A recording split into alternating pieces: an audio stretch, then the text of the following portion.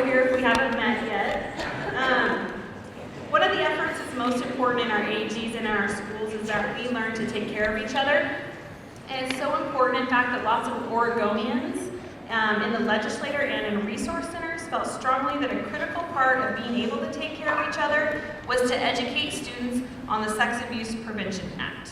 They felt so strongly about this, in fact, that Oregon State Bill 856, or Erin's Law, was put into place. Today we're going to complete a review lesson aimed at providing information that could lead to increased awareness and empowerment.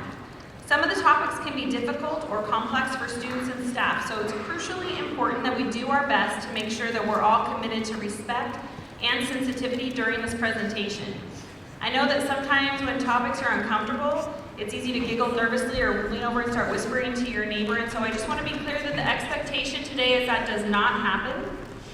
There's people in the auditorium, if it's never happened to you or if you've never experienced it, I guarantee you there are people in here today that have experience with this, and it's really, really important that we're sensitive to that. Along that lines, I also want to let you know that during the presentation, I will be in the back. If any of you feels like you need to step out, have somebody to talk to about any of this, I will be back there. And without further ado, then, I want to introduce you to our presenter. It's my pleasure to introduce you to Chelsea Fife. Chelsea's the Safety Compass Task Force Coordinator for Marion County. So please give her your full attention.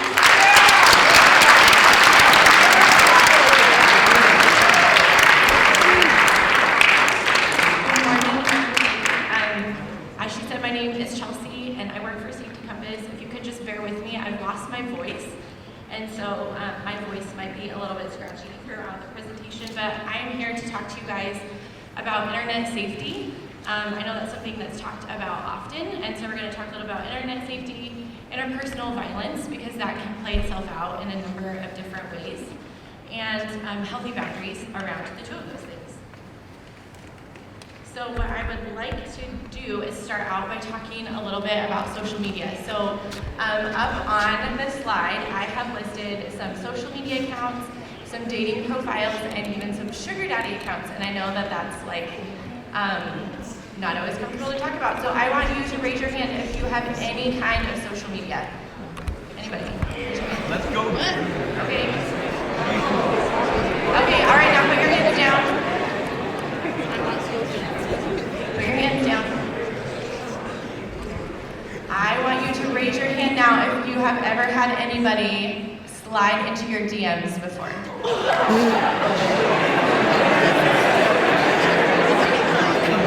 Okay, put your hands back down. Now, I want you to raise your hand if the person that did that is somebody that you know, personally. Okay, good. Now, I want you to raise your hand if the person that did that is somebody that you've never met before, that you don't know, right? So that's happened to a lot of you. It's happened to me.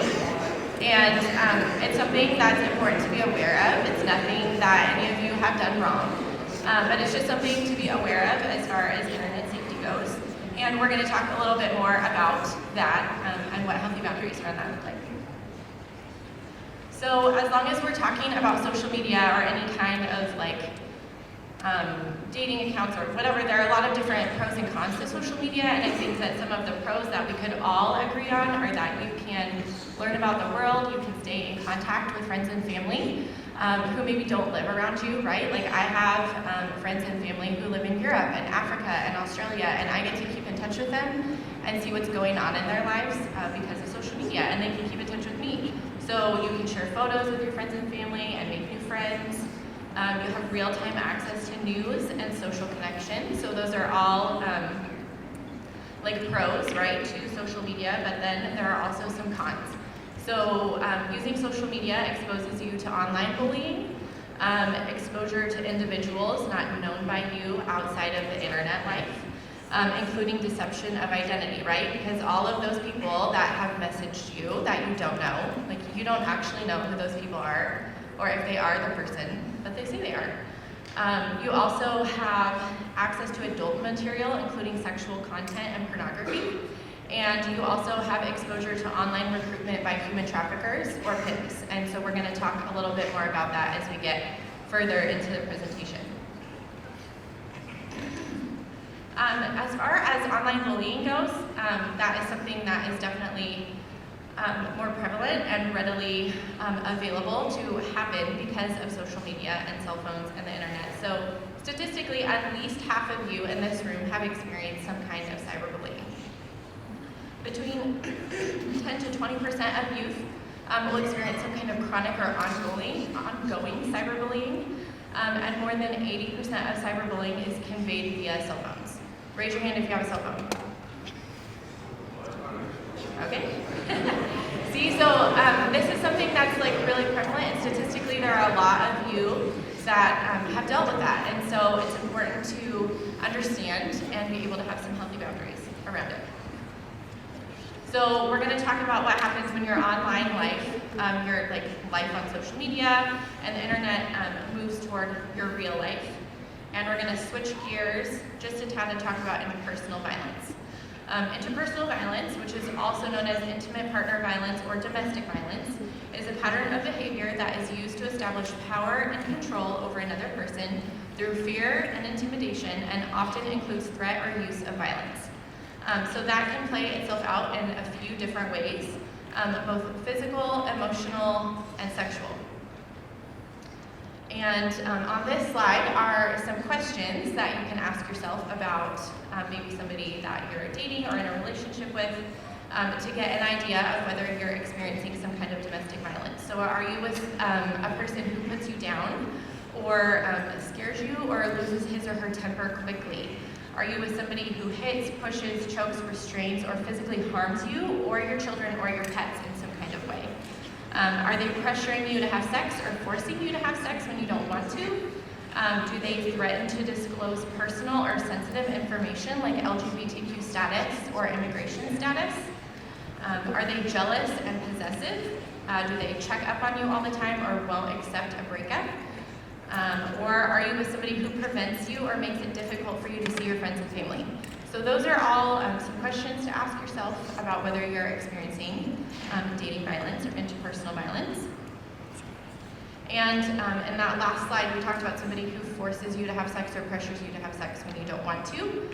Statistically, as far as sexual abuse goes, at least 1 in 4 girls will experience some kind of sexual abuse or assault before the age of 18. And the same with 1 out of 6 boys.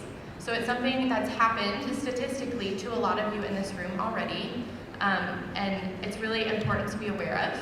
And the last bullet point that I have here, this statistic is a hard one to try and nail down, but about 12% of all sexual abuse is reported to police. So it's a vastly underreported issue that needs to have attention called to it, and so that you can all make some safe and healthy decisions around what you're doing and how to set boundaries when it comes to this. So I want to pause real quickly and give a domestic violence resource to you guys.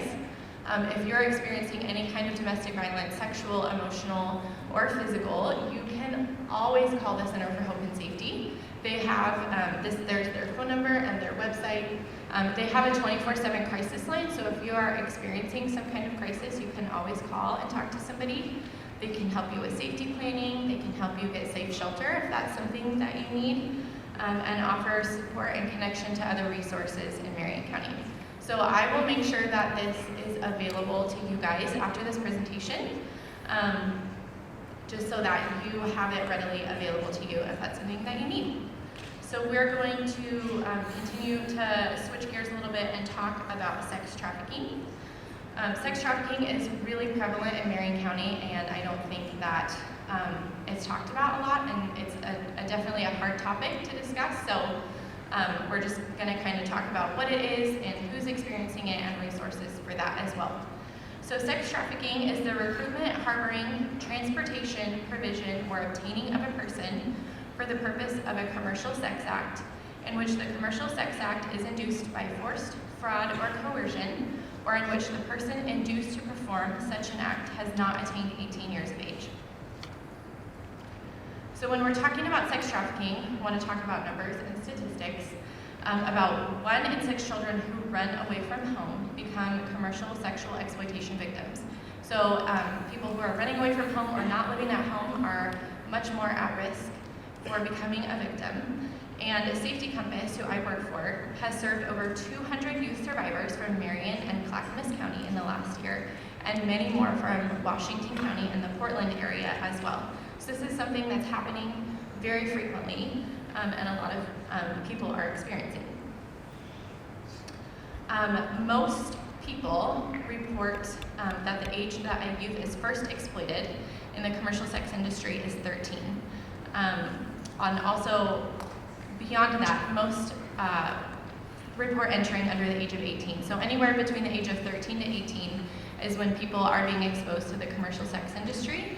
And statistically, like, you guys are in that age range, and so it's really important to be aware of the fact that this is happening, and there are people out there who are trying to recruit you and want you to be part of that. And I also want to note that more than 90% of Oregon-based victims were recruited and exploited via the assistance of the internet.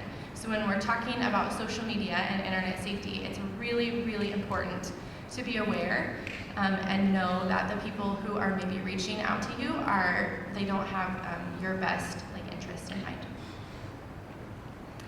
So to talk a little bit about online recruitment techniques, because the traffickers and pimps who are trying to recruit are very skilled in using lots of these different techniques to try and lure you in. So the first one would be the boyfriend tactic. This is maybe somebody who sent you a DM and is saying, hey, how are you? Or they want to be your friend, or even they're telling you how beautiful you are and they want to pursue some kind of romantic relationship with you. And once they're in that relationship with you, maybe they start to ask things of you that you're not comfortable with, or force you to do things that you're not comfortable with, and are able to manipulate you from that angle. The second one is a modeling agency tactic. This would be somebody who maybe contacts you on social media, or maybe they post a Craigslist ad with a modeling opportunity. Maybe this is somebody who approaches you at a mall and tells you how beautiful you are and they want you to be a model for them. And that can sound like really, it can sound really good, right? It can feel good to have somebody tell you how attractive you are, how beautiful you are, and they want to take your picture, when in reality you might get to that photo shoot and they might be asking you to do things that you're not comfortable doing. And once they can get you to kind of cross those lines and cross those boundaries, they'll continue to try and push and get you to do even more things that you're not comfortable with. The same with a rapper or music recording tactic. This person might know that you really like music. They might know that you like to sing or just make any kind of music, and they might try and see if you want to come and record with them. They might want you to be in their music video. And the same with that, you may get to wherever they ask you to meet them, and whatever they're promising you is not actually what's going to happen. The porn star or movie star technique, this might also be somebody who contacts you on social media. They might also post a Craigslist ad about being an extra in a movie, or they may even just start out wanting you to film porn. They may offer to fly you out somewhere to this beautiful place to film this movie or this video, and truly what they're offering you is not reality. It's not what's going to happen. And then with the gang lifestyle glorification, this person they will be glorifying the gang lifestyle, right? They'll offer you family and money and security, and while they may be able to offer you some variation of all of those things, it comes at a cost, because they may not give you much money, and they will ask you to do lots of things that are both illegal and will make you extremely uncomfortable. And so it's important to know that even if somebody is offering you security and family and a place to live and stay, that it's not all that they're offering. And then the last one that I want to talk about is nude photo blackmail. So this would be somebody maybe who contacts you on social media and wants you to start sending them nude photos. And as you begin to exchange photos and decide maybe I don't want to do that anymore, they would tell you, well, if you don't do what I'm asking you to do, I'm going to take all of the photos that you sent me and I'm going to send them to your friends and family, or I'm going to post them on social media, or I'm going to send them to, I'm going to text them to your teachers or your friends or whatever. and they're going to try and blackmail you with nude pictures. And this has actually happened to a family member of mine. He was interacting with somebody on the app Kick, and he was sending nude photos, and when he decided that he didn't want to do that anymore, he said, no, I'm done, I'm not doing this. She said, well, I'm going to send these to all of your friends and family. And because of the privacy settings that he didn't have locked down on social media, she went on Facebook and found everybody on his Facebook profile with his same last name, and she sent those pictures to everybody. And I was one of the family members that received all of his nude photos in my DMs.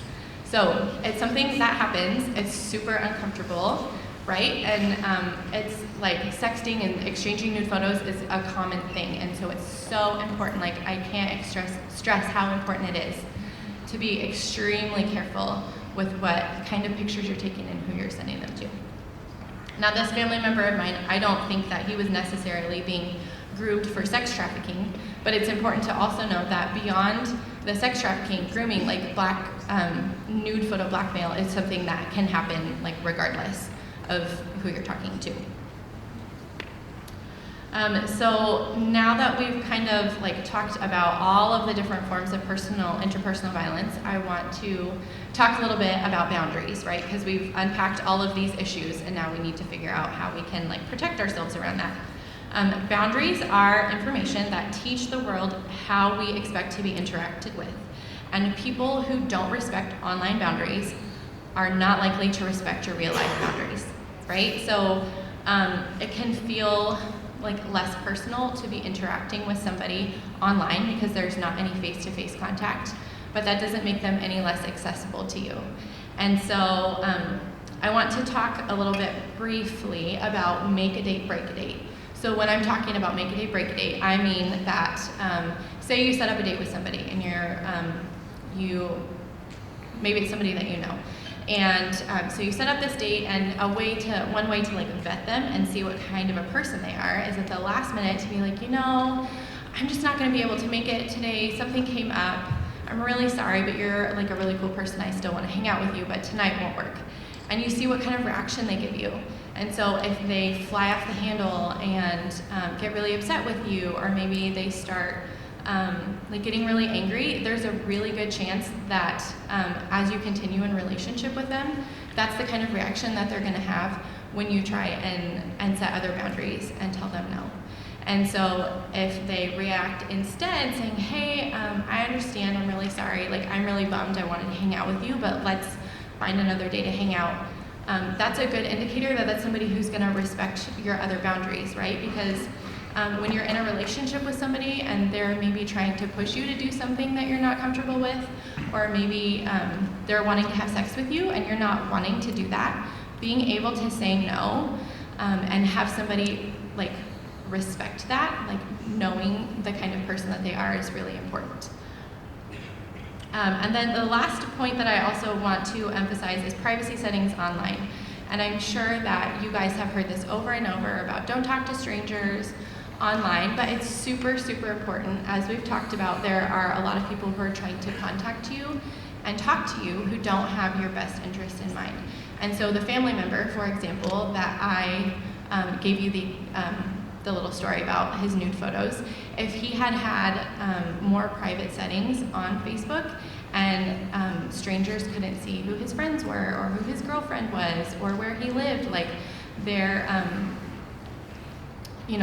are all kinds of ramifications to that beyond nude photo blackmail. If somebody can see the places that you're checking in at, if they can see who your friends and family are, like they have a bigger picture of what your real life looks like, and they are more likely to manipulate you from different angles if they can see all of your personal details. So now I'd like to talk to you guys a little bit about Safety Compass, which is who I work for. Safety Compass is a culturally specific and culturally competent support for commercial sexual exploitation survivors. So we are a resource for trafficking survivors, and we are free, confidential support and connection to other resources. So anybody who receives help from us is 100% free, and we are confidential, meaning that we are not mandatory reporters. So you can tell us something, and we won't like have to report that to anybody. And we are a nationally recognized organization with expertise on the topic of sex trafficking. So I want to also just like put this information up here. That is our phone number and website. So that is our 24/7 crisis line. If you have experienced some kind of sex trafficking or sexual exploitation and you are in crisis, you can call that phone number 24 hours a day, 7 days a week. And there will be an advocate on the other end of the phone who can talk to you and do crisis intervention. We can help you with safety planning and get you connected to other resources. We offer ongoing support, and like I said before, we are free and confidential. So I think that I actually have finished with a few minutes to spare. And yesterday we had a chance to take questions. I don't know if anybody has any questions at all. Anyone? No? Okay. Thank you guys for your time. Really appreciate it.